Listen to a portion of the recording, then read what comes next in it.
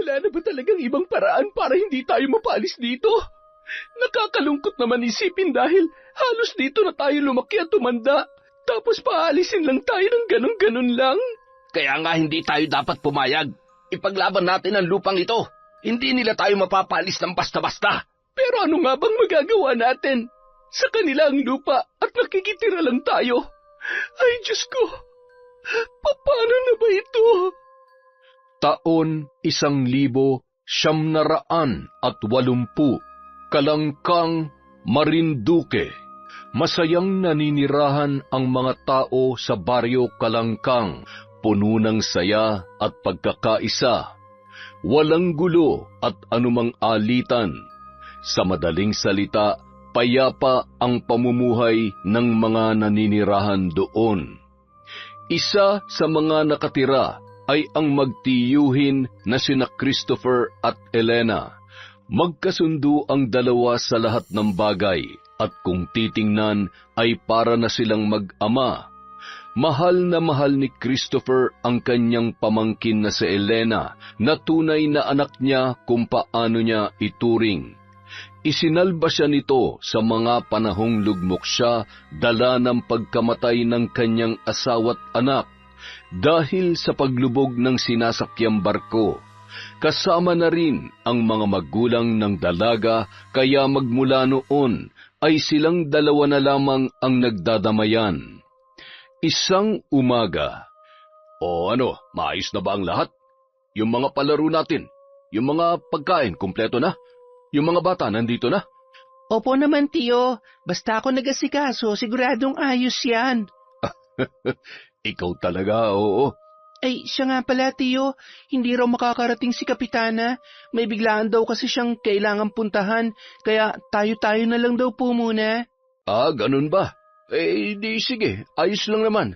Tayo na't simulan na natin ang pagdiriwang. Piyesta sa kanilang baryo nung araw na yon, kaya nagtipon-tipon ang lahat. Maraming mga palamuti sa paligid.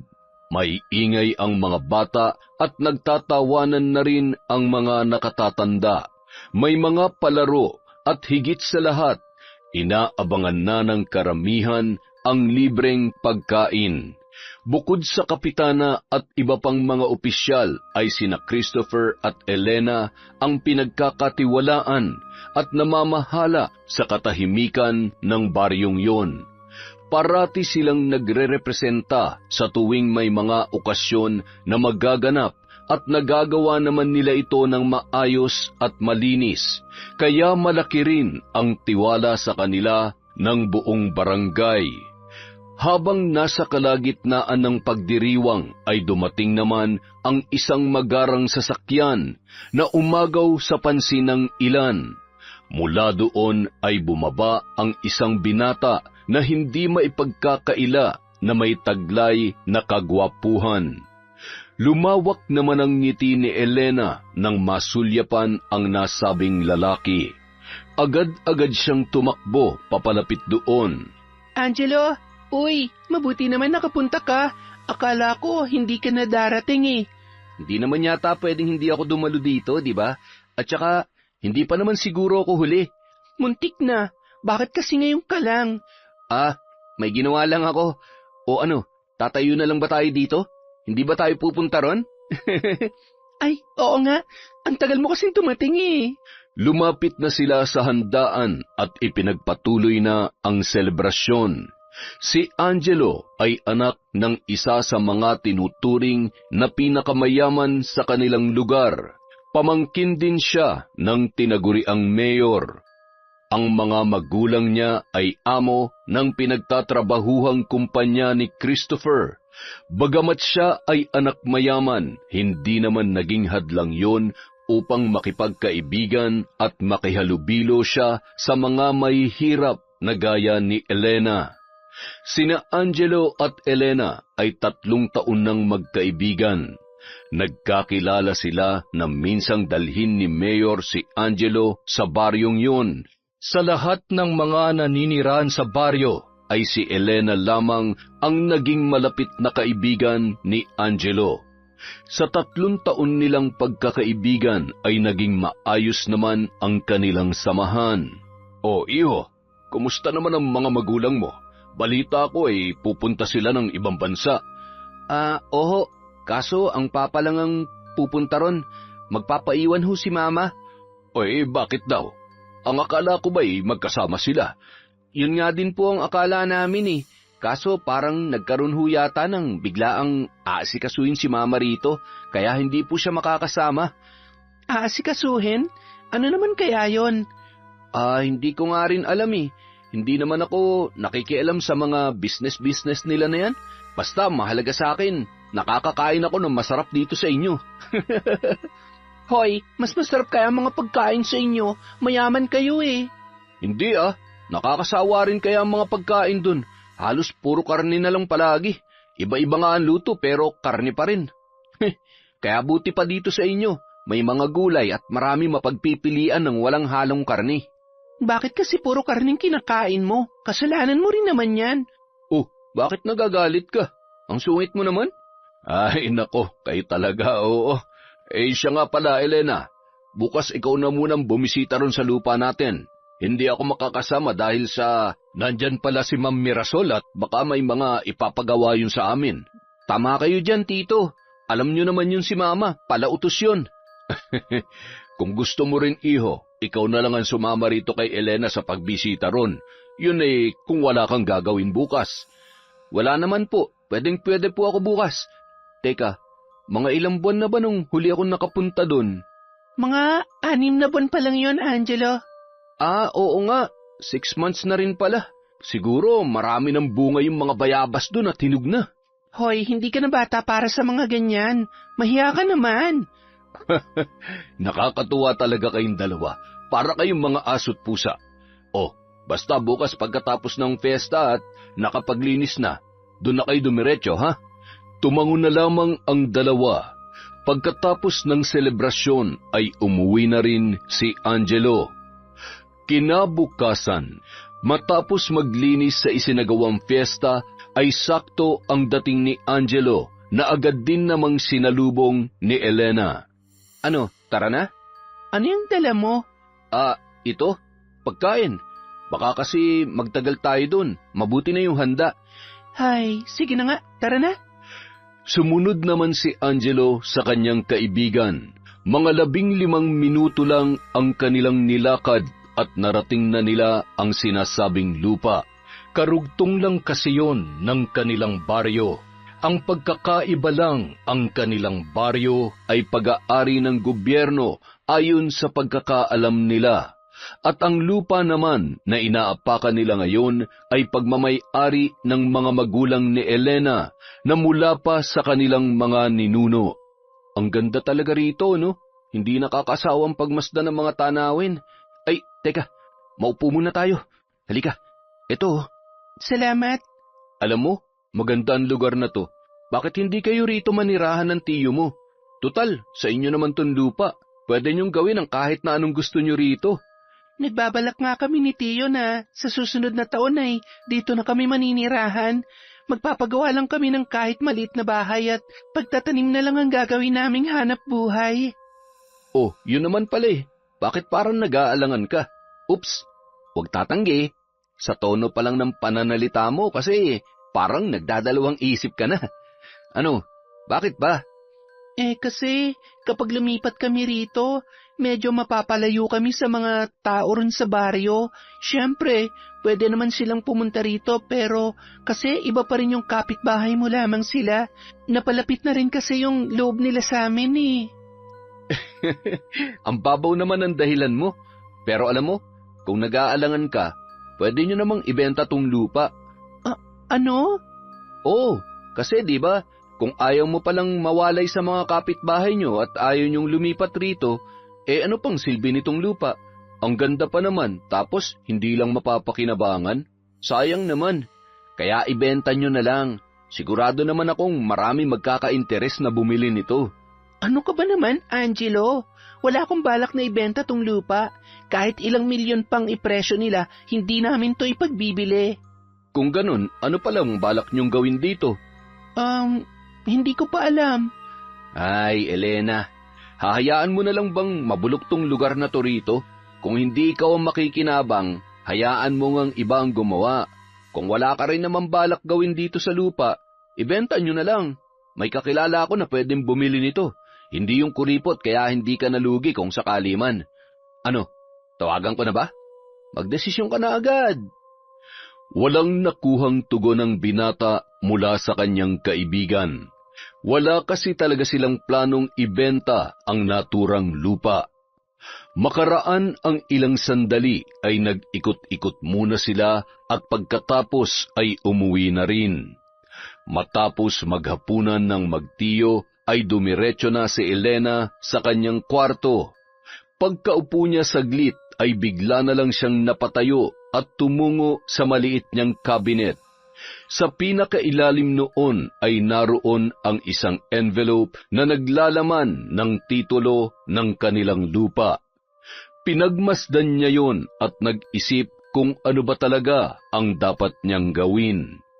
Maya-maya pa, nang magpasya siyang ibalik yon, ay naagaw ang pansin niya ng isang kahon katabi ng pinaglalagyan ng mga papeles.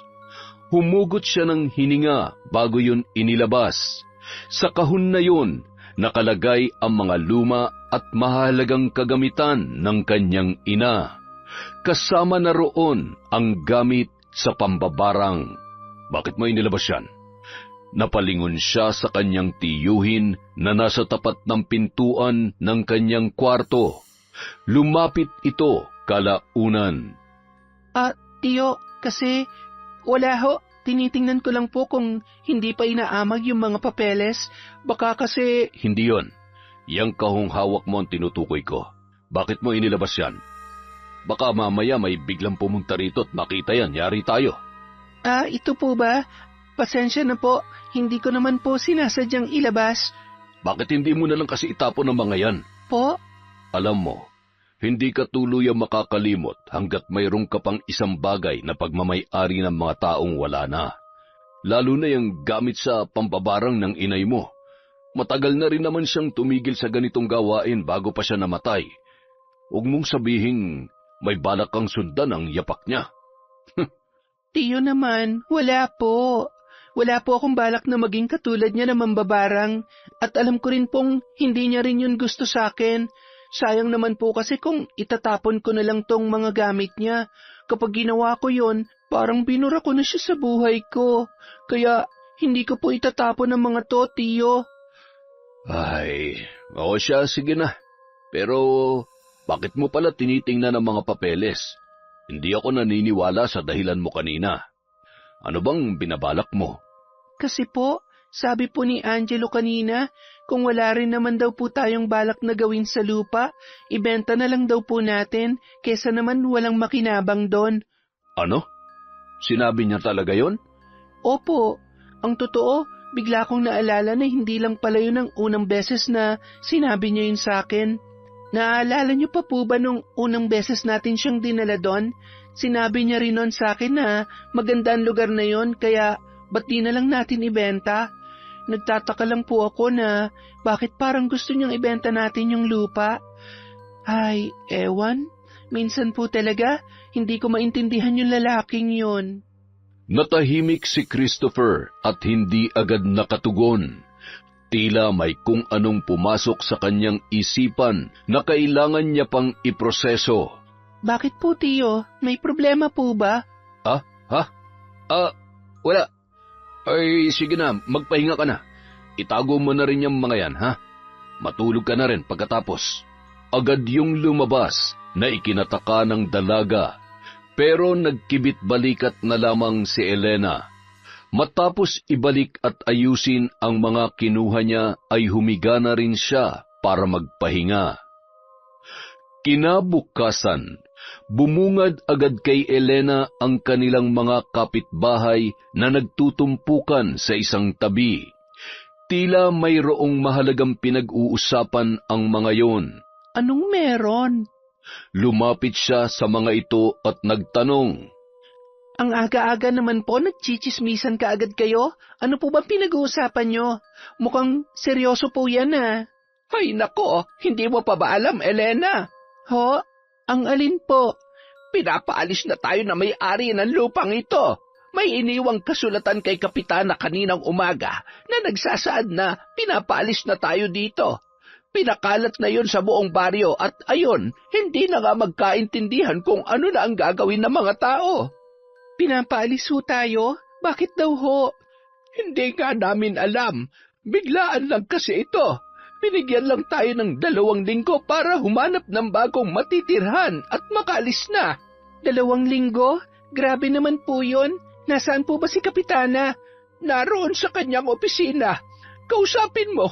Subukan mong kumbinsihin na makiusap siya sa kung sino man ang nagpapaalis sa atin dito. Hindi na sumagot pa si Elena.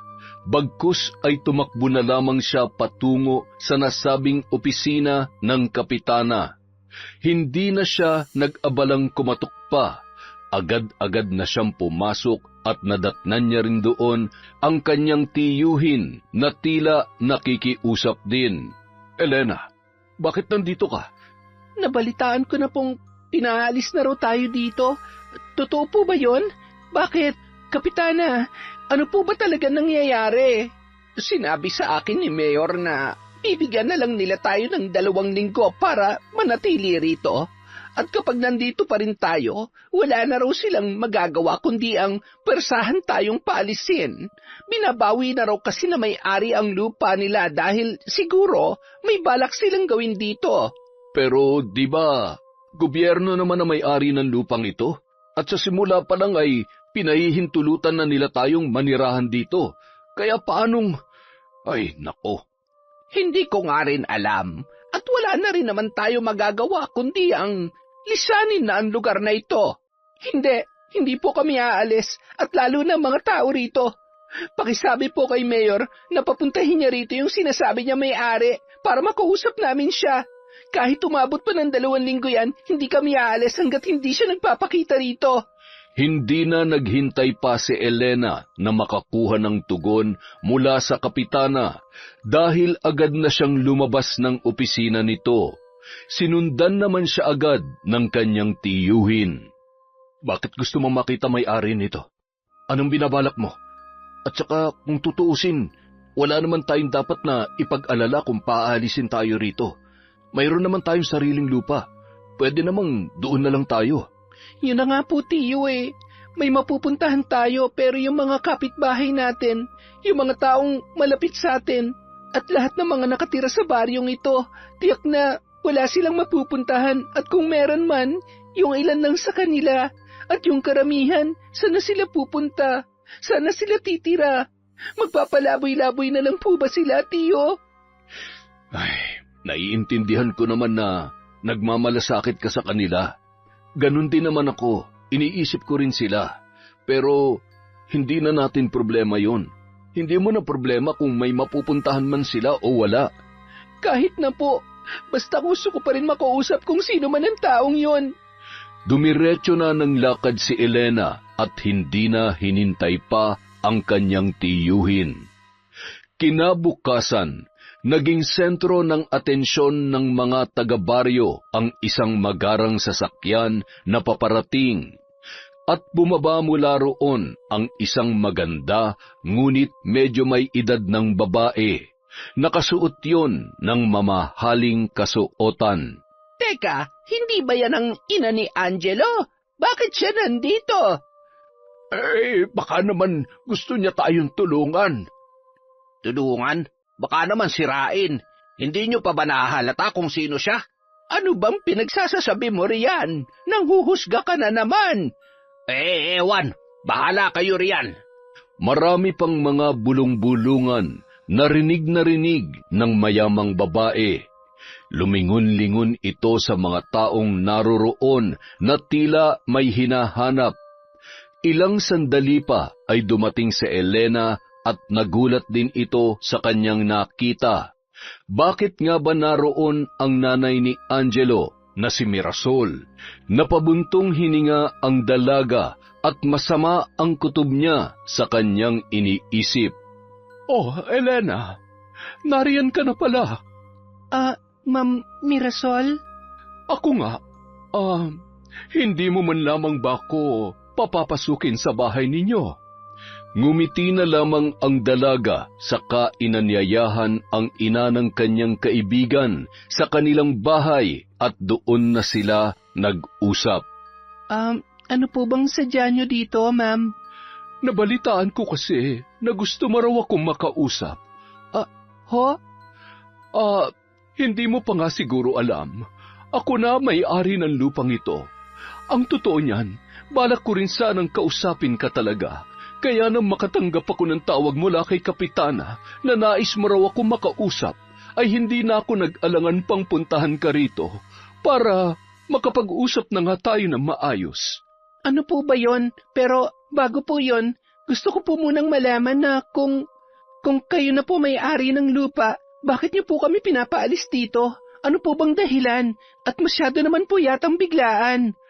Ganun talaga ang buhay, iha. May mga bagay na hindi mo inaasahang mangyayari. Pero tungkol sa tanong mo na bakit, alam mo kasi, nagpaplano ako magpatayo ng resort at itong lugar na ito ang napili ko. Maganda kasi rito at alam mo na, itsura pa lang ng lugar mukhang dadayuhin na agad ng mga turista, lalo na kapag pinaganda ito. May hahalin tulad mo sa isang babaeng pulubi, madungis at maruming tingnan. Ngunit kapag inayusan at binihisan, magiging maganda at kaakit-akit. Ganon rin dito, kaya sana'y maintindihan mo ako. Pero marami naman pong ibang lugar para dyan, yung walang mga nakatira at walang naabalang tao, na pwede niyong patayuan ng resort. Bakit po dito pa? Nasabi ko na ang dahilan, iha. Hindi ko na kailangang ulitin pa. Alam po ba ni Angelo to? Huwag mo nang idamay rito ang inosente kong anak. Hindi na po ba magbabagong isip nyo? Bakit kailangan gawin nyo to sa amin? Si Angelo, napalapit na siya sa mga tao rito, kaya paniguradong hindi niya magugustuhan kung paalisin nyo kami. Ay, wala kang alam, iha. Ay, teka, gusto mo na bang malaman kung ano talaga ang sadya ko sa'yo rito? Ano po ba yon? Ang totoo niyan, malaking resort ang gusto kong ipagawa at ang baryong ito ay hindi sapat para sa plano ko. Kaya naman naisipan kong bilhin rin ang katabing lupa nito na pagmamay-ari ng mga magulang mo. Hindi ba ang saya? Nang marinig yon ay biglang nag-iba ang timpla ni Elena. Tila bigla siyang nanghina. Ano ho? Pati ang lupa namin bibilhin nyo? Seryoso po ba kayo? Mukha ba akong nagbibiro, Elena? Hindi po. Hindi po ako papayag. Magkanong halaga ba ang gusto mo? Name your price. Hindi ko po binibenta ang lupa namin, kaya makakaalis na po kayo. Business is business, iha. At gagawin ko ang lahat para makuha ang gusto ko, alang-alang sa negosyo ko. Hindi mo nga pala alam yon. Dahil isa ka lamang hampas lupa. Umalis na po kayo, bago pa mawala ang respeto ko sa inyo bilang tao at bilang ina ng kaibigan ko. Pag-isipan mong mabuti. Kung hindi kita madadaan sa pakiusapan, alam mo na ang kasunod nun. Mayroon ka lamang 5 araw para magdesisyon at sinisiguro kung kasabay ng pagbigay mo ng papeles ng lupa ay ang malaking halaga ng pera na matatanggap ninyo. Sige na, inaasahan kong hindi mo ako bibiguin. Kaibigan ka ng mahal kong anak. Pagkaalis ni Mirasol, napasalampak na lamang sa upuan ang dalaga at napasabunot pa sa kanyang sarili. Mukhang mas malala yata ang problema niya kumpara sa kanyang mga kapitbahay. Nagdaan ang mga araw, nanindigan si Elena na kahit na anong mangyari ay hinding-hindi niya ipagbibili ang kanilang lupa. 5 araw na rin ang nakalilipas at sa mga araw na yon ay patuloy siyang kinukumbinsi ni Mirasol sa pamamagitan ng mga tauhan nito. Minsan ay pinadadalhan pa sila ng masasarap na pagkain at kung ano-ano pa na maaari nilang magamit. Tinatanggap nila yon, ngunit ibinibigay lamang nila sa kanilang mga kapitbahay. Ang ilan din sa mga taga-baryo ay lumisan na, ngunit gaya ng inaasahan, mas marami talaga ang walang mapupuntahan kung sakaling aalis sila doon. Ang balak sana ng magtiyo ay iimbitahan nila ang lahat sa kanilang lupa para makapagsimulang muli, kaya lamang maging ang kanilang ari-arian ay pinag-iinteresan na rin ng mayamang babae. Pagkatapos ng 5 araw ay muling nagkausap sina Mirasol at Elena, ngunit hindi talaga pumayag ang dalaga.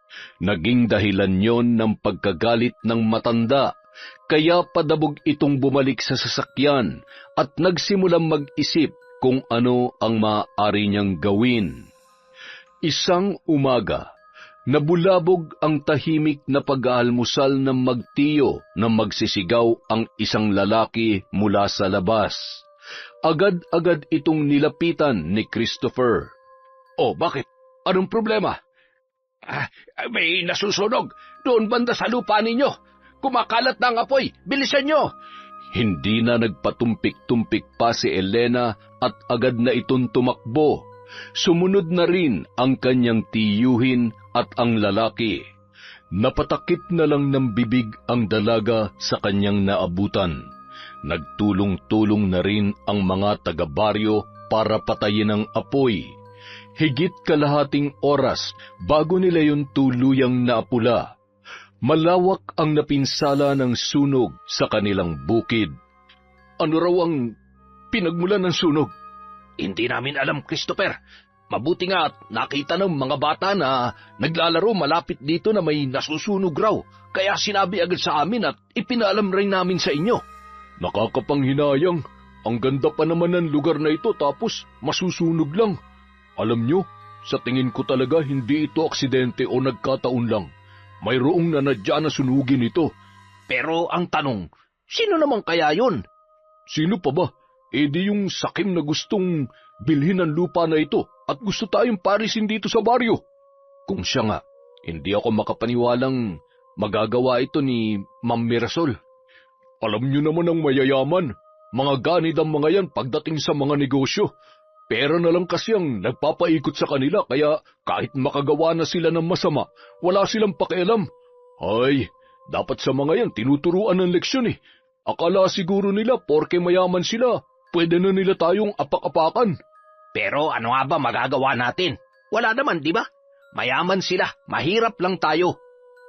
Bagsak ang balikat ni Elena na naglakad pabalik sa kanilang bahay. Hindi niya lubos maisip na mangyayari yon at nahuhulaan niya na rin kung sino ang may kagagawan noon. Ilang sandali pa, napahinto ang dalaga nang harangin siya ng isang ginang at ng anak nitong batang lalaki. Elena, wala na ba talagang ibang paraan para hindi tayo mapaalis rito? Hindi ba talaga mapapakiusapan si Ma'am Mirasol? 1 linggo na lang kasi ang natitira na ibinigay niyang palugit sa atin. Saan na tayo pupulutin pagkatapos nito? Ay, wala kaming ibang mapupuntahan. Paano na kami? Napaiyak na lang din ang dalaga kasabay ng pagluha ng ginang. Labis siyang naaawa sa kalagayan nito. Batid niya na may sakit ang babae, kaya hindi niya mapigilang mag-alala. Pasensya na po kayo. Kahit din po ako, hindi ko na alam kung anong gagawin ko. Nalilito na rin po ako. Ate, kapag po ba umalis kami dito, hindi ko na makikita ang mga kararo ko. At saka ang inay, hindi po siya pwedeng mapagod. Hindi rin pwedeng maulanan dahil nagkakasakit po siya kaagad at umuubo po siya ng dugo. Ano na lang po ang mangyayari sa amin kapag umalis kami dito? Magiging pulubi na po ba kami, ate? Lalong bumuhos ang masaganang luha ni Elena sa mga tinuran ng inosenteng bata. Isang bata na nag-aalala para sa kanyang ina. Batid niyang hindi naman niya responsibilidad ang mga yon, pero bakit nga ba pakiramdam niya sa kanya nakaatang ang lahat? Bakit nga ba pakiramdam niya na maging ang problema ng mga taga-baryo, lalo na ng mga napalapit sa kanya, ay pasanin niya pa rin? Pasensya na po talaga kayo. Hayaan niyo po, gagawa po ako ng paraan. Hindi ko lang maipapangako pero gagawin kong lahat na makakaya ko para manatili tayo rito. Alam mo, Elena, napakabuti mong bata. Tunay ngang napalaki ka ng maayos ng mga magulang mo at nariyan din ang tiyuhin mo para gabayan ka. Pero sa nakikita ko, mukhang malaki rin ang problema mo at hindi ka na makapagdesisyon kung ano ang iyong gagawin. Ang may papayo ko lamang bilang nakatatanda. Minsan, hindi naman masama na unahin mo ang iyong sarili kesa sa iba, lalo na kung makabubuti yun para sa'yo. Huwag mo nang intindihin ang iba. Kami, sino nga ba naman kami para problemahin mo pa? May kanya-kanya tayong buhay at yung buhay mo ang unahin mo bago ang iba. Pasensya na kung pakiramdam mo, pasanin mo kaming lahat.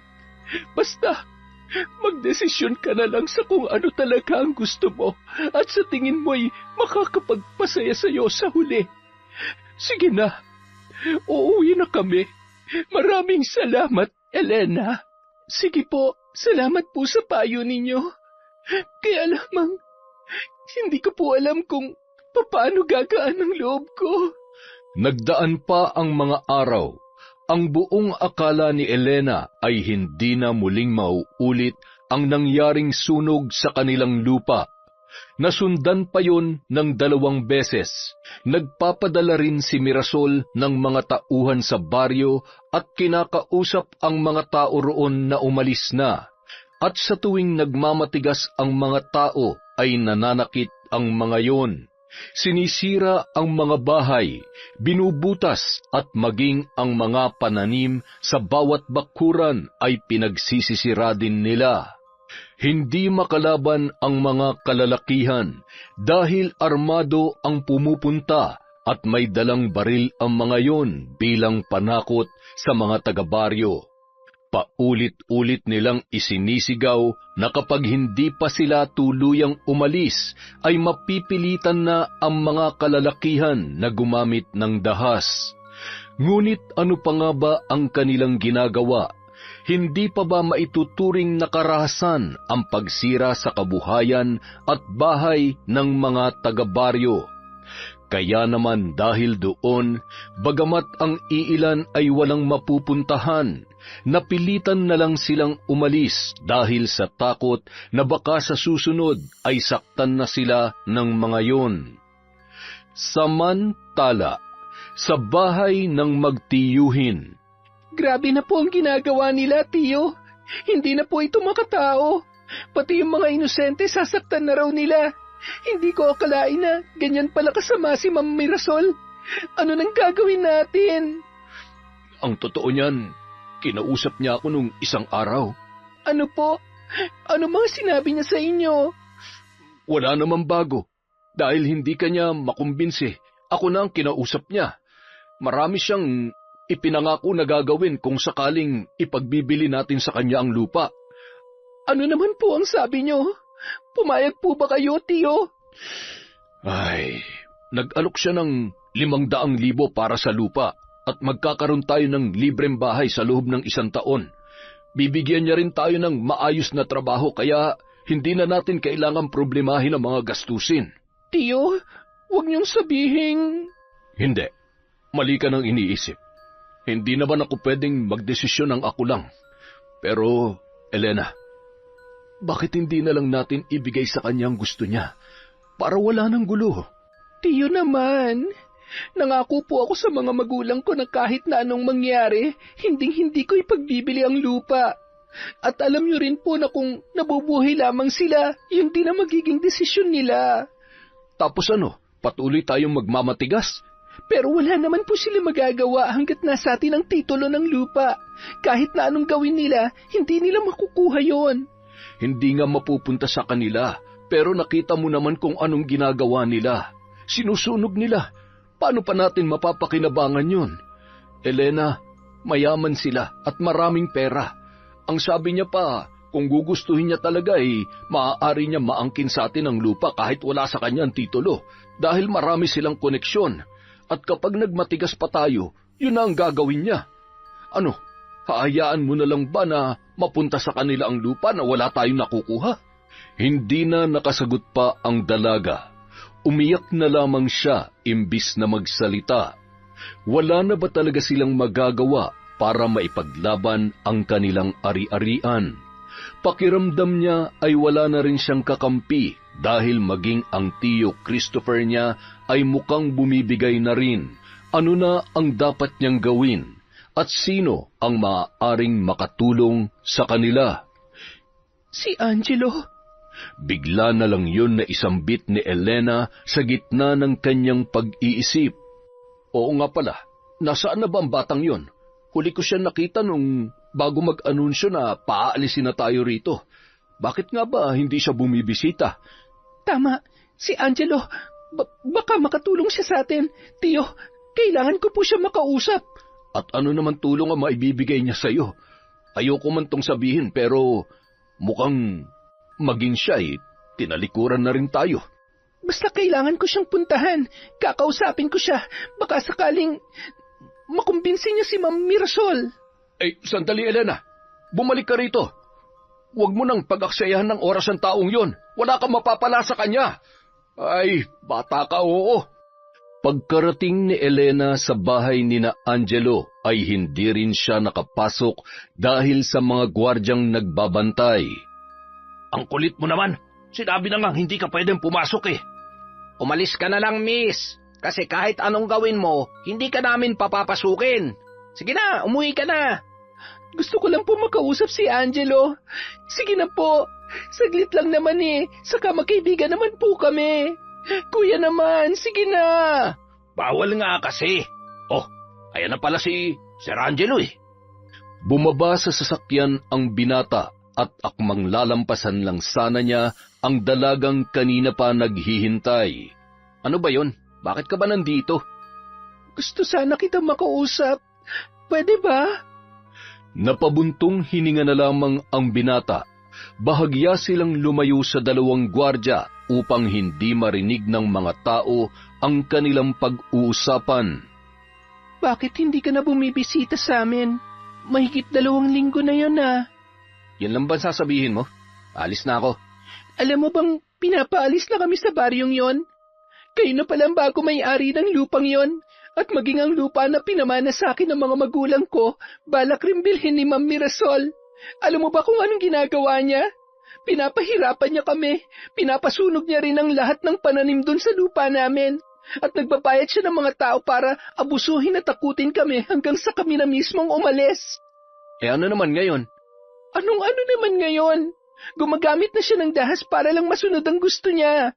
Nakakasakit na siya ng ibang tao. Naiintindihan mo ba yon, Angelo? Naiintindihan ko. Kaya nga wala akong balak makialam sa inyo. At saka, matagal na panahon na rin naman kayong nakinabang sa lupa namin. Kaya siguro naman panahon na para kami naman ang makinabang dun. At yung tungkol sa lupa nyo, matagal ko nang binabanggit sa iyo na ibenta mo na lang yun. Kung sana nakinig ka lang sa akin nun, hindi mo na sana kailangan mahirapan ngayon. Pero matigas ka kaya magdusa ka. Angelo, ano bang sinasabi mo?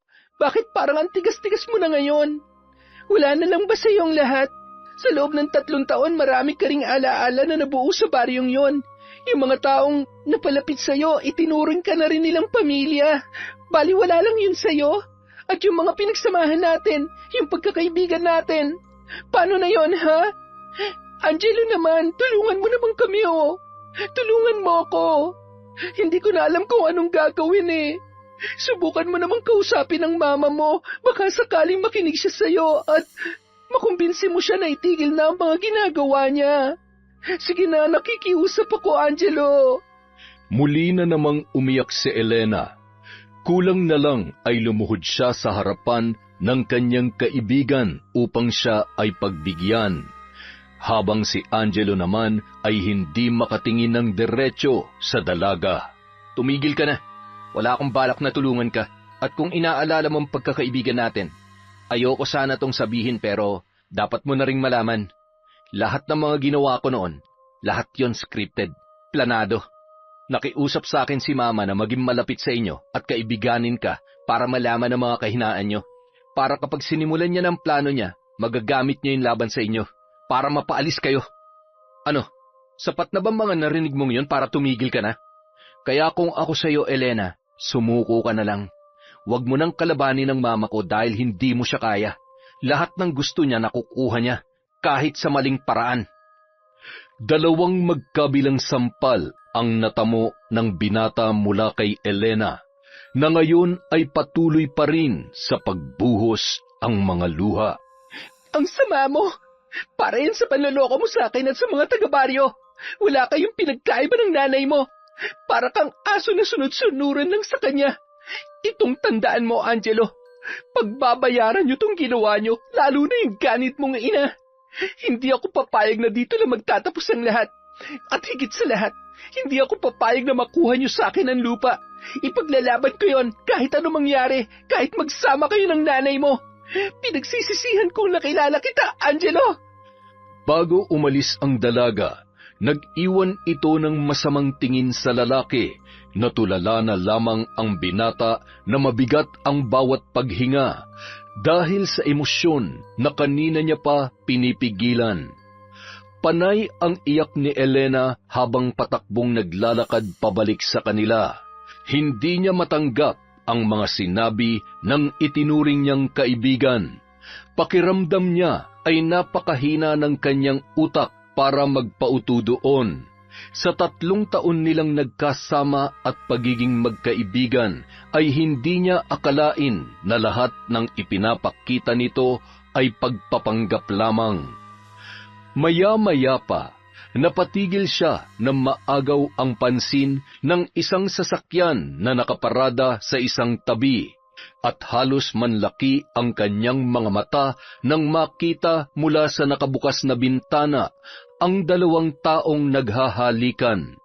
Ang babae ay walang iba kundi si Mirasol, at ang lalaking kasama nito ay pamilyar sa kanya. Ang lalaking yon ay walang iba kundi ang driver nito na kasama nung unang beses na pumunta yon para siya ay kausapin. Hindi siya maaaring magkamali. Bagamat nagulat ay napatawa na lamang ang babae. Kumuha rin siya ng bato at walang pag-aalinlangang ipinukul yon sa sasakyan at muntikan pang tamaan ang 2. Naging dahilan din yon para makuha niya ang atensyon ng mga ito, pero dumiretso na lamang siya sa paglalakad na parang walang nangyari. At gaya nga ng kanyang inaasahan, tinawag siya ni Mirasol kaya napahinto ang dalaga. Anong nakita mo, ha? Meron ba? Parang wala naman. Ang nakita ko lang ay kung gaano kawalang kwentang babae ang nanay ni Angelo. Imbis na mainis, ay natawa na lang si Elena nang sampalin siya ni Mirasol. Wala na siyang pakialam kung nagmukha man siyang walang respeto sa taong nakatatanda sa kanya. Masyado nang maraming nagawa ang babaeng yun sa kanyang buhay, kaya ang lahat ng respetong natitira para dito ay tuluyan nang nawala. Ang lakas ng loob mo magsalita ng ganyan. Sino ka ba sa akala mo, ha? Grabe ka. Ang tanda-tanda mo na lumalandi ka pa rin. Alam ba to ni Angelo o ng asawa mo? Malamang hindi. Hindi ka naman tanga para magpahuli. Hindi ka lang palaganit sa lupa. Malandi ka rin. Nakakadiri kayo. Bakas sa mukha ni Mirasol ang pagpipigil ng galit. Kulang na lang ay mamula ang kanyang pisngi dahil sa kanyang nararamdaman. Hoy, ikaw, ano bang gusto mo, ha?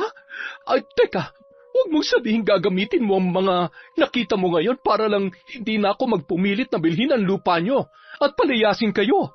Ha, sa tingin mo, may maniniwala sa'yo? Wala. Kaya nga wala na akong balak magsalita. Pagod na ako. Gusto mo yung lupa, di ba? Eh di sa'yo na. Bukas na bukas rin dadalhin ko na sa'yo mga titulo nun. Tama si Angelo. Wala akong laban sa'yo kaya hindi kita lalabanan sa ganung paraan. Ano, masaya ka na? Mabuti naman kung ganon. Natauhan ka na rin. Maganda yan para hindi ka na mahirapan. Napakaganda niyo ho, Ma'am Mirasol. Ay, teka. Ano yung nasa buhok niyo? Patingin nga. Aray, ano ba? Sinasadya mo ba yon, ha? Ay, hindi ho. Nilinis ko lang po. May dumi kasi. Sige na ho, Magkita na lang tayo bukas para sa mga papeles at yung mga pinangako nyo kay Tio Christopher, siguruhin yung tutuparin nyo ang mga yon. Hindi na nag-abala pa si Elena na makakuha ng sagot mula sa kanyang kausap dahil agad na siyang umalis. Nang makalayo na ito, saka naman lumapit ang lalaking kasama ni Mirasol na kanina lang ay may distansya ang layo. Naniniwala ka ba sa kanya na hindi siya magsasalita tungkol sa nakita niya kanina? Mukha naman siyang seryoso. At saka, kahit naman magsalita siya, walang maniniwala sa kanya. Iisipin lang ng mga tao na sinisiraan niya ako dahil sa pagpapaalis ko sa kanila. Kaya wag mo nang problemahin yon. Halika na, bumalik na tayo sa bahay. Samantala, pangiti-ngiti si Elena habang patuloy sa paglalakad. Kinuha niya mula sa bulsa ang nabunot niyang isang hibla ng buhok ni Mirasol. Paniwalang-paniwala ka naman na ibibigay ko sa iyo ang lupa. Kahit kailan, hinding-hindi mangyayari yon. Ngayon, ako naman ang kikilos. Hintayin mo ang ganti ko, Ma'am Mirasol. Nang makauwi sa bahay, ay agad na sumalubong sa kanya si Christopher. Tinanong siya nito kung ano ang nangyari, subalit hindi siya tumagon. Bagkus ay dumiretso siya sa kwarto at mula sa pinaglalagyan ay kinuha niya ang kahon na naglalaman ng mga kagamitan sa pambabarang. Inilabas niya ang mga yon at pinagsama-sama. Sumilip si Christopher sa kwarto at halatang naguguluhan sa kung ano ang nangyayari. Anong gagawin mo riyan? Bakit mo inilalabas ang mga yan? Elena, ano ba? Tinatanong kita, sagutin mo ako. Gaganti po ako sa Mirasol na yon.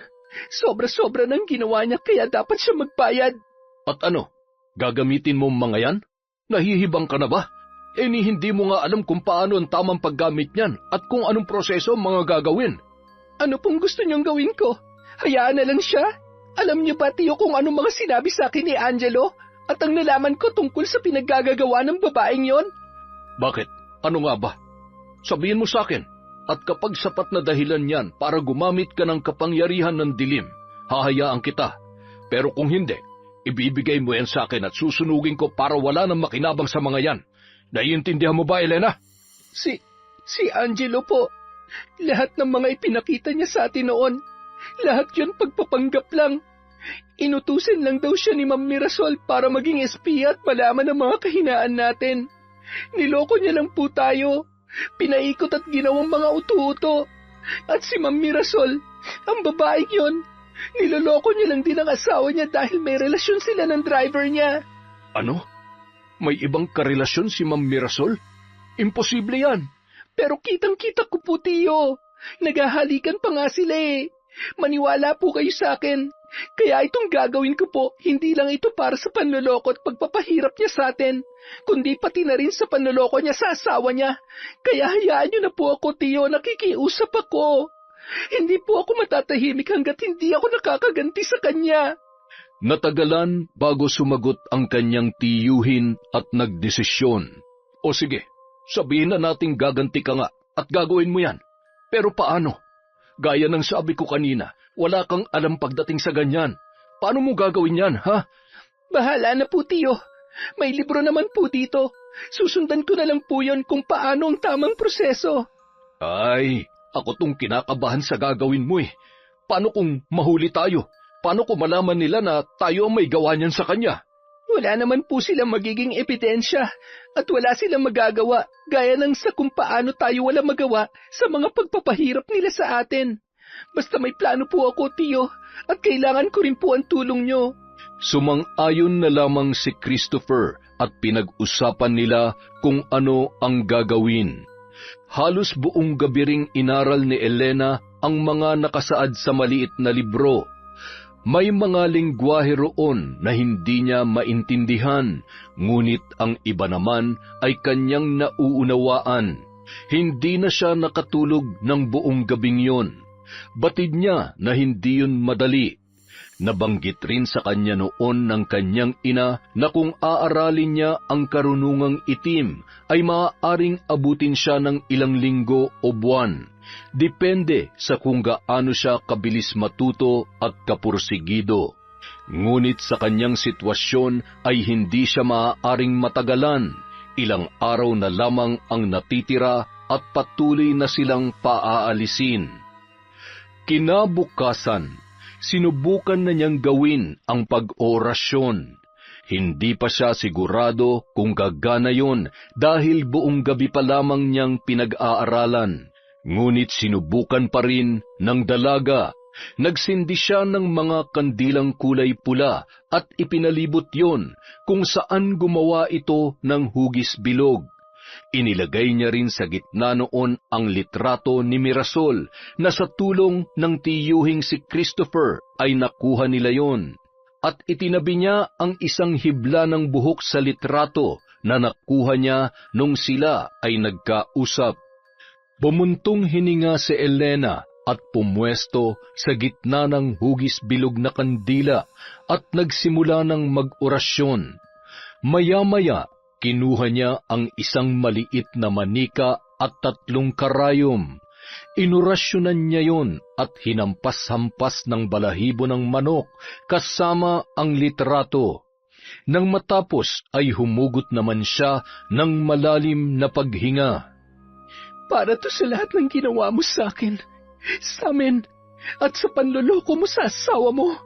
At sa unang pagkakataon, tinusok niya ng unang karayom sa tiyan ang manika na nagsisilbing si Mirasol. Nagkaroon din siya ng kakaibang pakiramdam. Pakiramdam na tila gumagana ang orasyon. Inulit niya pa ang pagtusok ng karayom hanggang sa nagsunod-sunod na yon at tila nakakaramdam na siya ng kakaibang kasiyahan. Pagkaraan ng ilang oras, rinig na rinig ni Elena ang usapan ng mga natitira pa sa baryo tungkol sa nasabing babae.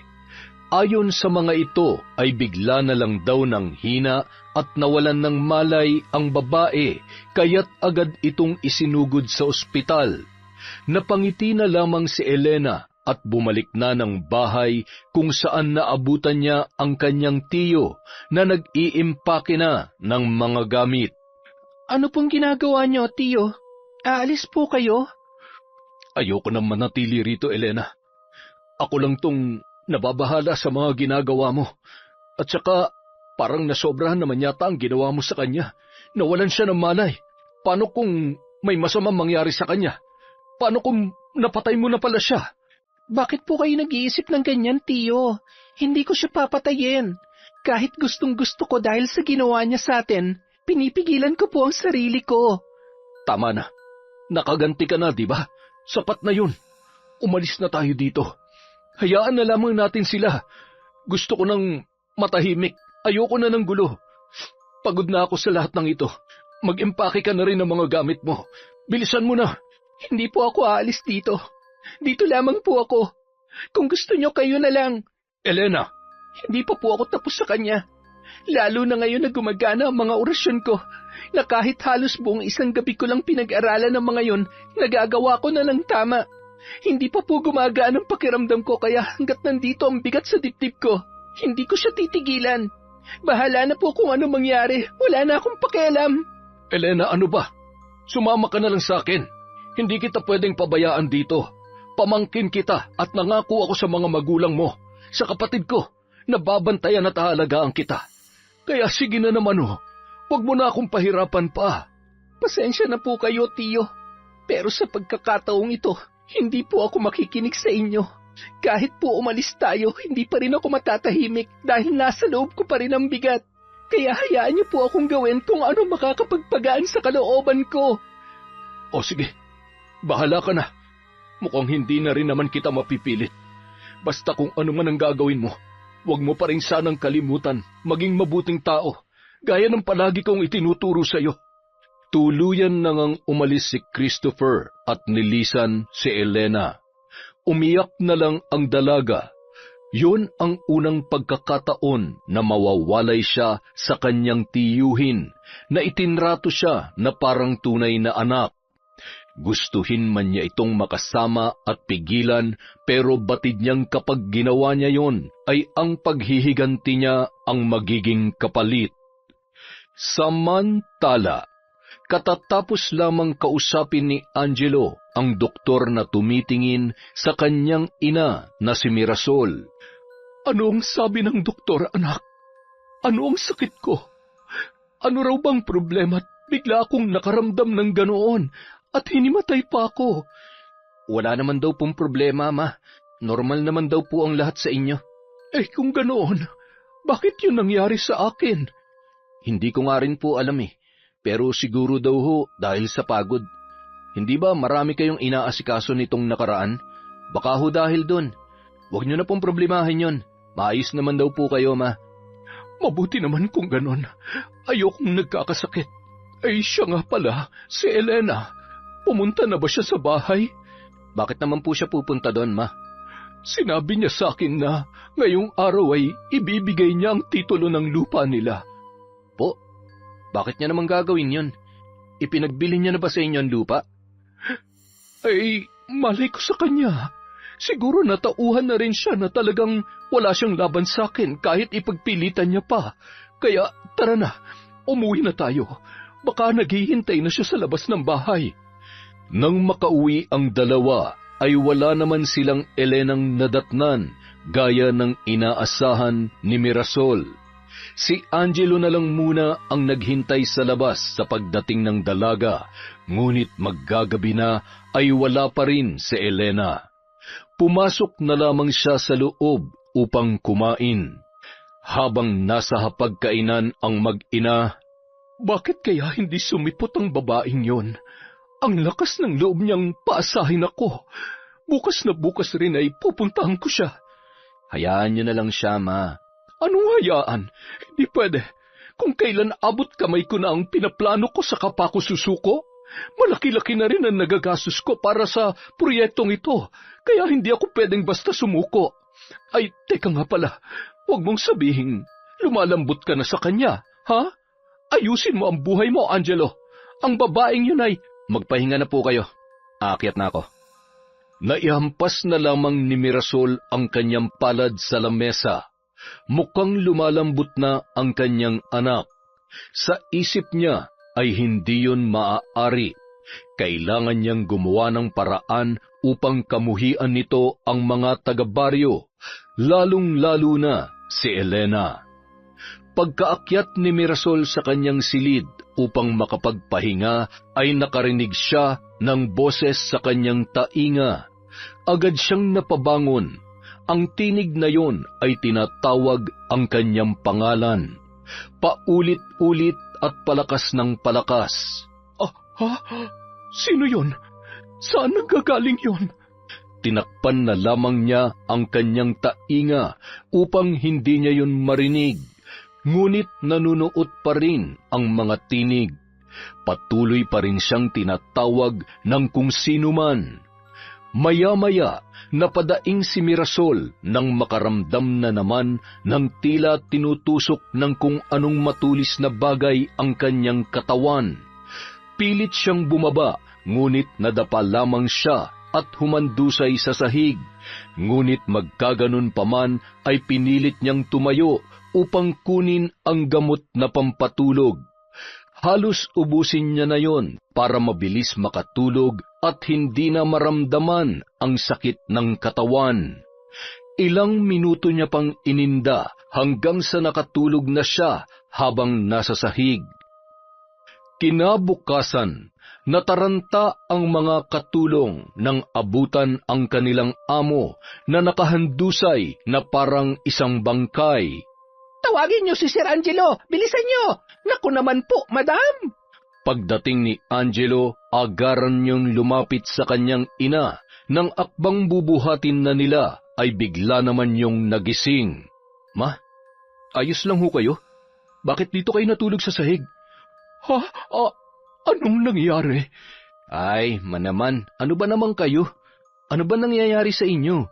Pinilit namang alalahanin ni Mirasol ang nangyari, ngunit hindi niya maintindihan na tila walang pumapasok sa kanyang isipan.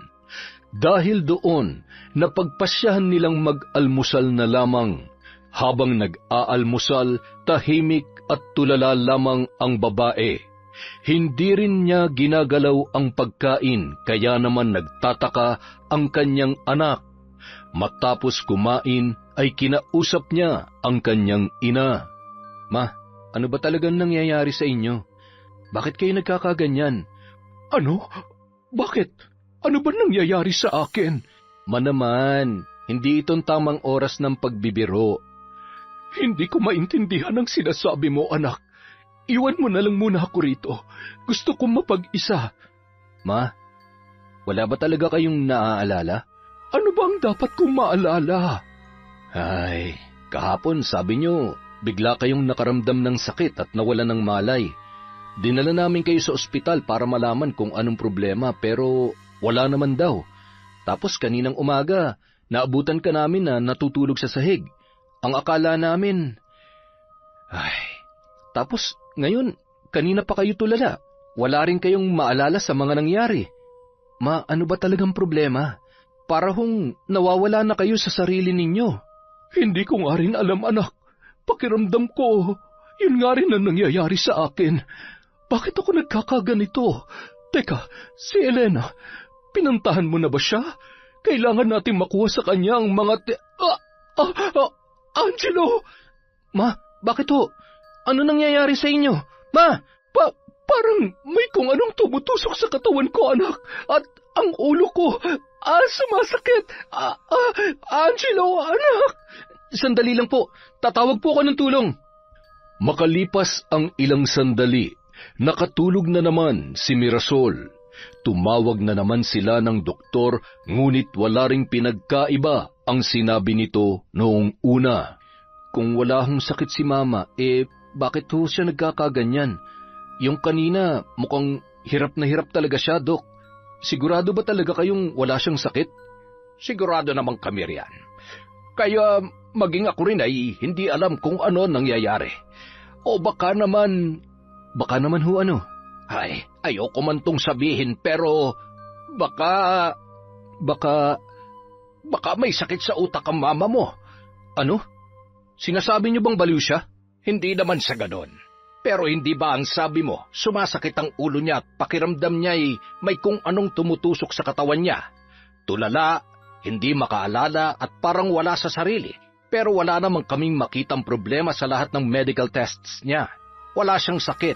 Baka naman hallucination niya lang ang lahat ng yon. Baka sa dami niyang iniisip kaya siya nagkakaganon. Ibig niyo po bang sabihin may tsansa na mabaliw si Mama? Parang ganoon na nga. Kadalasan kasi, ganun ang pinagmumula ng pagkasira ng isip ng isang tao, hanggang sa mabaliw na. Ay nako. O siya, sige, mauna na ako. Tawagan mo na lamang ako kung sakaling magkakaproblema ulit. Sige po, salamat po sa pagpunta ninyo. Pagkaalis ng doktor, saka naman lumapit si Angelo sa natutulog niyang ina. Nag-aalala na ang binata para rito. Nais niya sanang tawagan ang kanyang ama upang ipaalam ang mga nangyayari, subalit batid niyang marami rin niyang ginagawa. Ayaw niya nang dagdagan pa ang mga isipin noon. Nagpasya si Angelo na tumungo sa baryo, ayon na rin sa kagustuhan ng ina upang makausap ang mga taga roon. Pinagtinginan pa siya ng lahat ng mga tao. Ano ba naman yan, Angelo? Akala pa naman namin ay kakampi ka namin. Pero kagaya ka lang pala ng nanay mo. Sunod-sunuran ka sa kanya. Ngayon ka lang rin namin ulit nakita rito Bakit? Sa pilitan mo rin kaming paalisin? Sayang lang ang tiwalang binigay namin sa'yo. Pasensya na po kayo. Sumusunod lang po ako sa utos ng mga magulang ko. Bakit? Wala ka bang sariling... Hayaan niyo na po siya. Oh, Elena, nandiyan ka pa na. Mas mabuting hayaan na lang natin siya.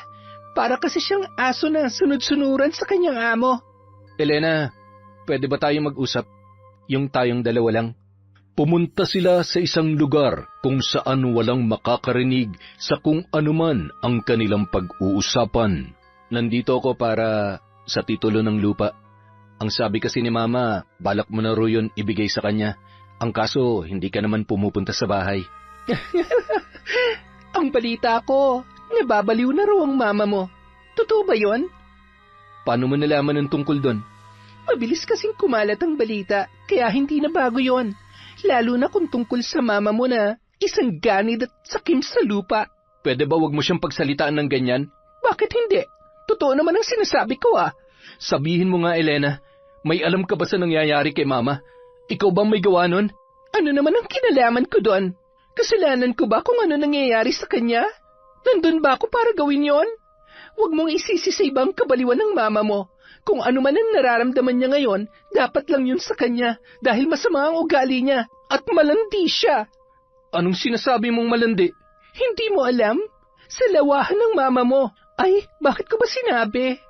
Mabuti pa ikaw na lang ang umalam. Tutal wala na akong pakialam sa'yo.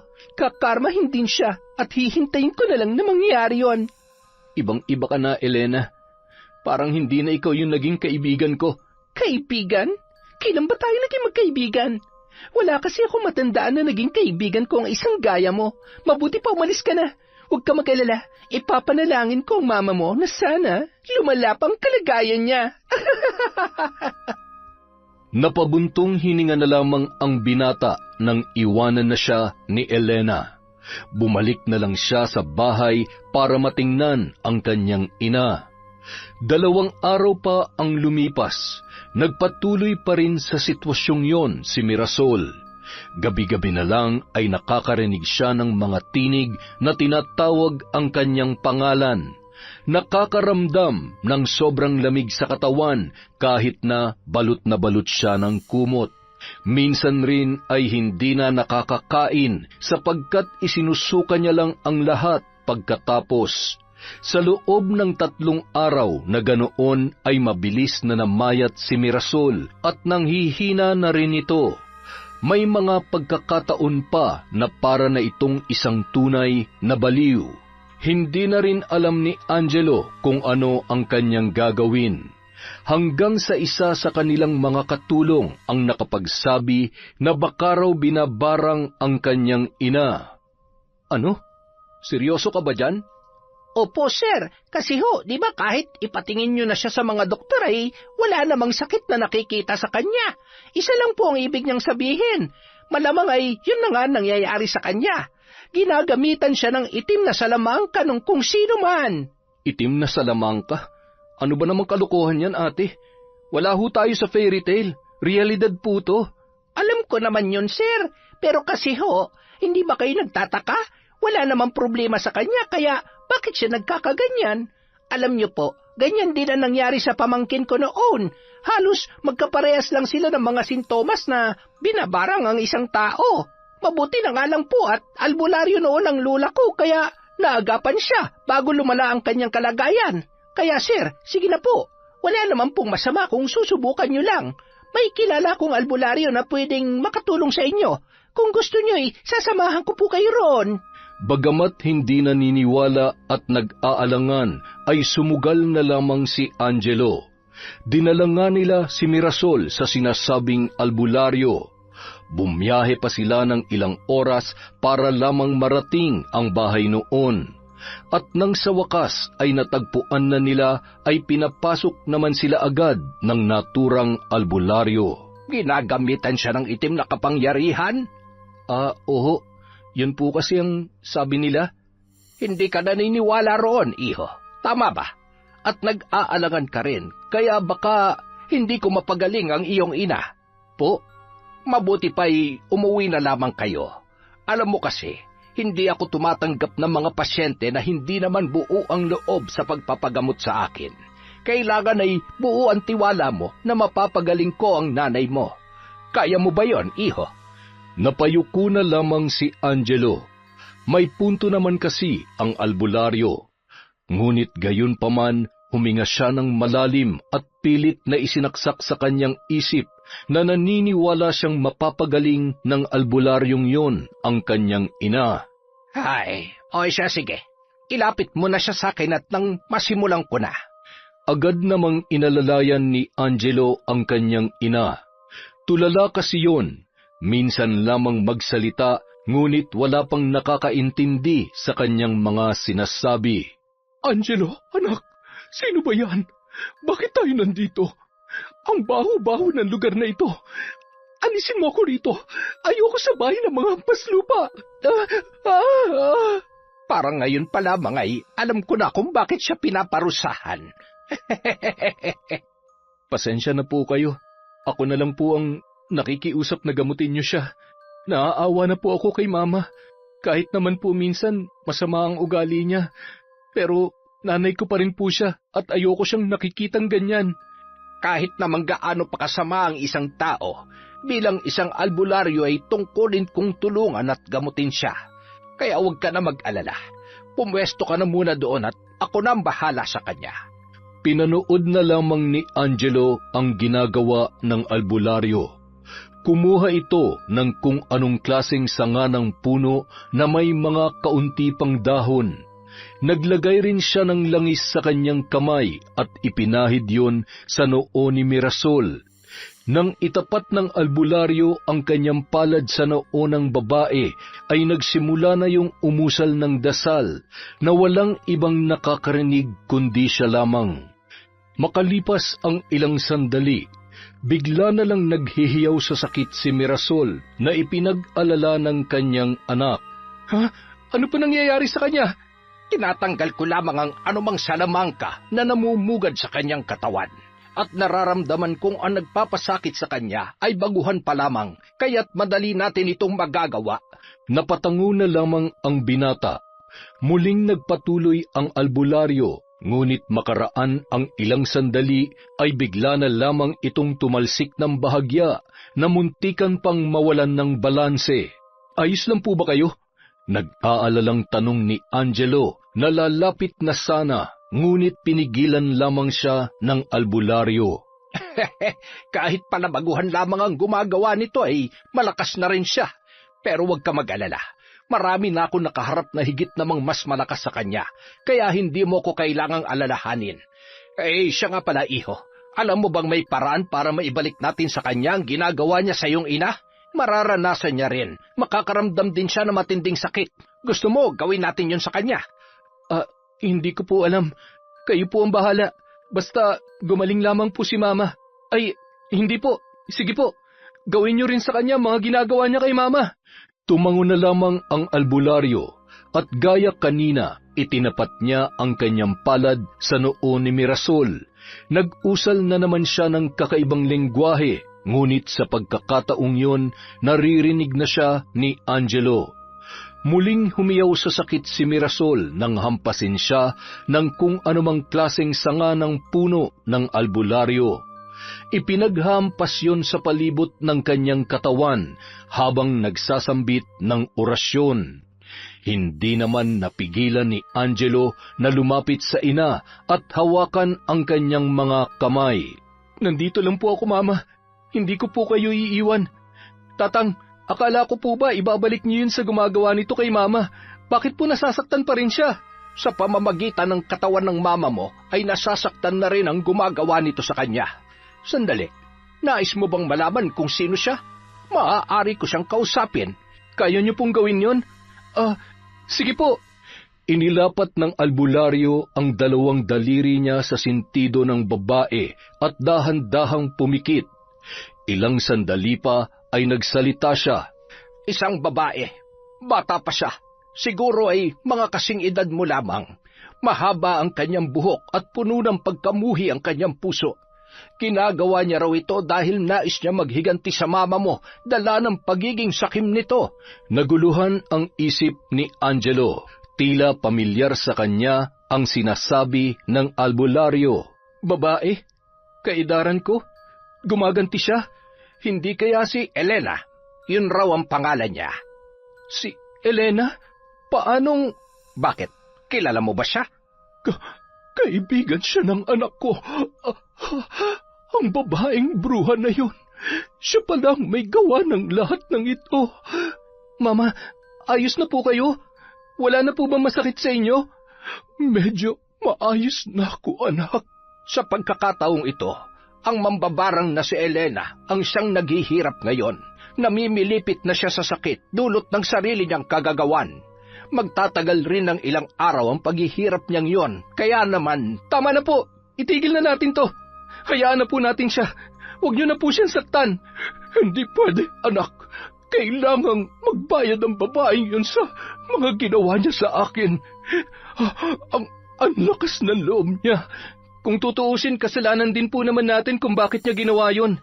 Hindi naman ho siya masama eh. Biktima lang din po siya. Kaya nakikiusap po ako sa inyo, Tatang. Binabawi ko na mga sinabi ko kanina. Huwag niyo na siyang pahirapan, pakiusap po. Hindi. Hoy, ikaw. Pahirapan mo ang babaeng yon. Babayaran kita kahit na magkano. Basta makita ko siyang... Tama na, Ma. Alam ko rin po ang totoo na niloloko niyo si Papa at maging ako na anak niyo. Ano bang sinasabi mo, Angelo? Nang sabihin sa akin ni Elena na salawahan kayo, nagtaka talaga ako, kaya nag-imbestiga ako. At doon ko nalaman na tama siya. Kayo ng driver mo, may relasyon kayo matagal na. Hindi lang si Papa niloko niyo, kundi pati na rin ako. Pero ipinagsawalang bahala ko muna yon dahil mas iniisip ko ang kalagayan niyo. Kaya nagpanggap akong walang alam. Akala ko pagkatapos nito matatauhan na kayo pero puro paghihiganti pa rin palang nasa isip niyo. Kailan ba kayo titigil? Anak, hindi ganoon yon. Mali ka nang iniisip. Tama na ho, pwede ba? Isa lang ang pakiusap ko, Mama. Itigil niyo na ang pagbili sa lupa ni na Elena at huwag niyo nang paalisin ang mga tao sa baryo. Hayaan natin silang patuloy na mumuhay doon. Dahil kung hindi, makakarating kay Papa ang ginawa ninyo.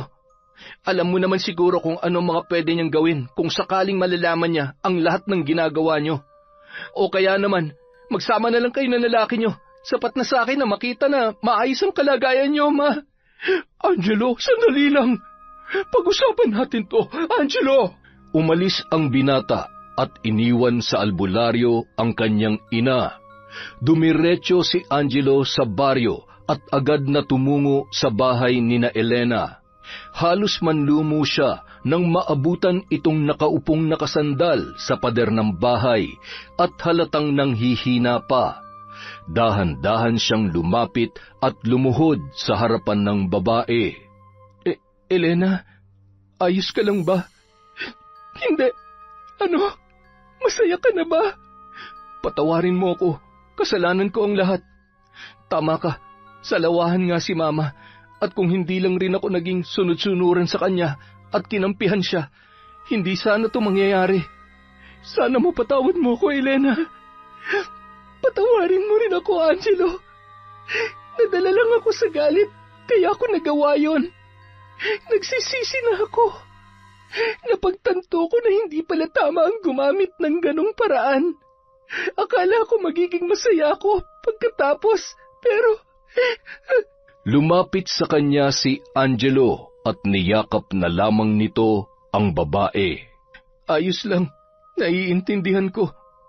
Hayaan mo, ako na mismong gagawa ng paraan para matapos ng lahat ng ito. Babawi ako sa inyo, lalong-lalo na sa iyo, ha? Sorry talaga, Elena. At gaya nga ng ipinangako ni Angelo, ang lahat ng naninirahan sa baryong yon na umalis ay ipinahanap niya at inimbitahang bumalik muli.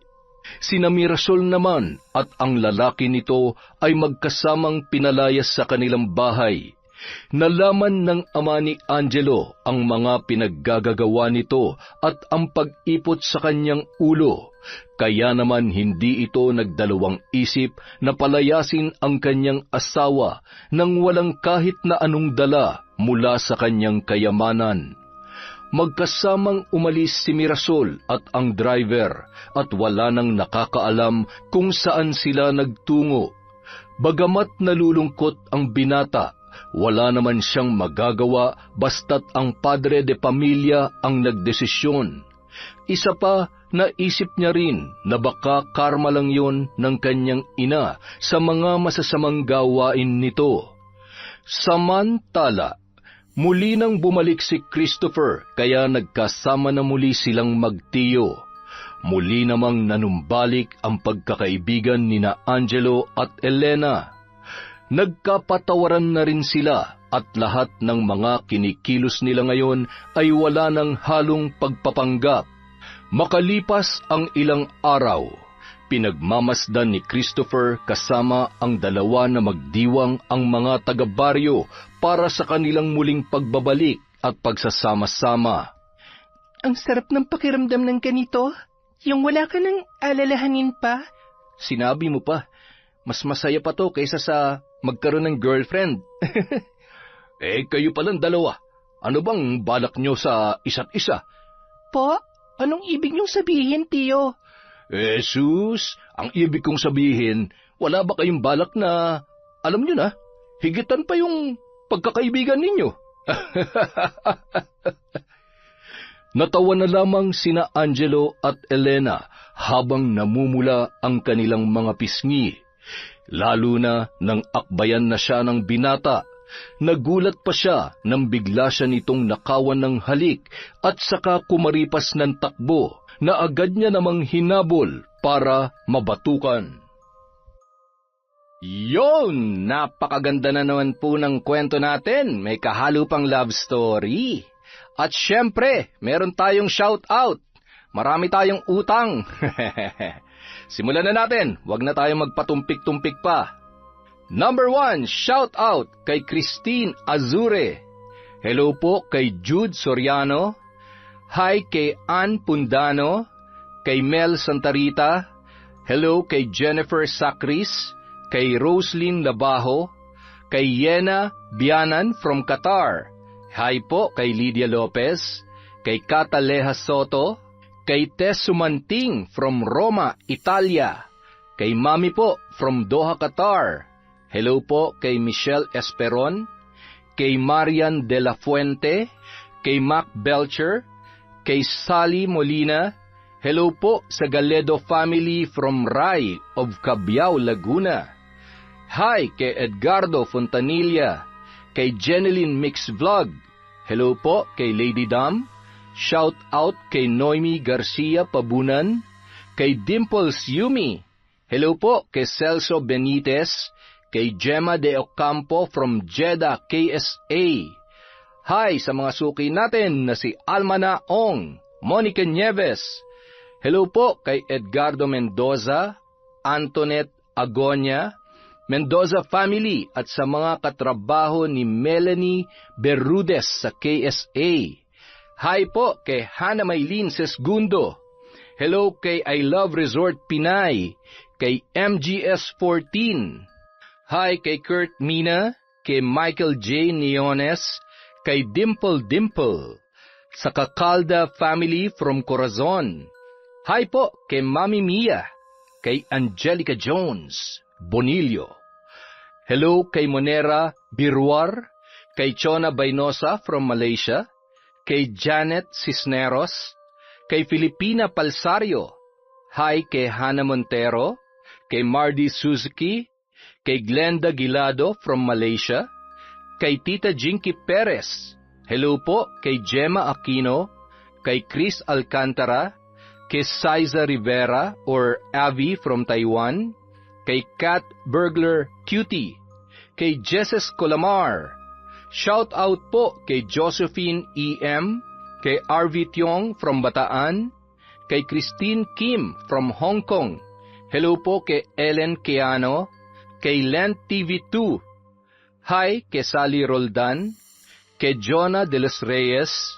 Shout out po kay Jackie Lou Ponce from Singapore, kay Concepcion Nicolas, kay Minerva Concepcion at sa gwapo daw nilang mayor na si Vico Soto. Hi kay Rose Ann Rama from UAE, kay Arvin ng Laguna. Hello kay MJ Villacrucis, kay Princess Alexis at Christine Angela at Roberto from Maria Grace Grefaldia. Hi po kay Jen Mer, John Garcia from Angeles, Pampanga. Hello kay Sydney Sai. Shout out kay Cheryl Bronyosa from UAE. Kay Ryan Alba, Loretta Bobes, Riza Kahayag, at Elidia Bobes. Hi kay Gina Gabriel, Jonel, Connie Soto, Angelo James, Gabriela Divine, Aaron Maningo, Missy Andaya, kay Danilo Gabriel of Dumaguete, at kay Rosana Soto of Isabela, Basilan. Hello po kay Manny Baldonado at Lorna Algordo. Hi kay Arlene Belotindos, kay Genevieve Virtusio. Hi kay Grace Kagsawa of Jeddah, KSA, kay Willie Galvez, kay Liza Quizon from Cabiao, Nueva Ecija, kay Resel Matsumoto. Hi kay Lagawang Show TV. Hello po kay Charlene Gumansing, kay Christy Andaya Buhawe, kay Rosette Ersando na malapit na ang birthday. Hi po kay Maria Luisa Gonzalez, kay Salvacion Pastor, sa family ni Maricel Talisik from Masbate. Hi po kay Maria Consuelo Benitez, kay Arialyn Notarte. Hello kay Joe Rex Latonio from Saudi Arabia, kay Grace Kagsawa Morales from Frederick, Ganagana. Hi kay Marilyn Ilagan from Qatar. Hello po kay Joel Marasigan from Sablayan Occidental, Mindoro.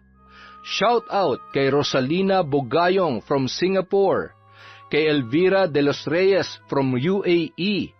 Hi kay Honey Jane Engelia from Kuwait, kay Myla Lanon from Malaysia. Ang mga baker ng The Pastry Chef from Malolos, Bulacan, sina Omer Manlangit, Regina de la Cruz, Tin Santos, Paul Gumbalan, at si Rhea Sarmiento. Hi po kay Jerlyn Batal, kay Dinalyn Supapo, kay Jing Estrada. Hi kay Danica Dulnuan from Ilagan, Isabela. Hello po kay Jovelyn Nabartey, kay Vicky Yabut, Maria Ana Sabal. Hi sa Malakas family from Elvira, Malakas. At syempre kay Michelle de la Cruz. Maraming salamat po sa walang sawang pagsuporta sa Kwentong Enteng. Kung nasan man po kayo, mag-ingat po kayo palagi, ingatan niyo po ang mga sarili niyo, magpalakas lang tayo, maging masaya, at walang negative. Mag-enjoy lang po tayo sa buhay natin, at maraming salamat ulit mula sa Kwentong Enteng.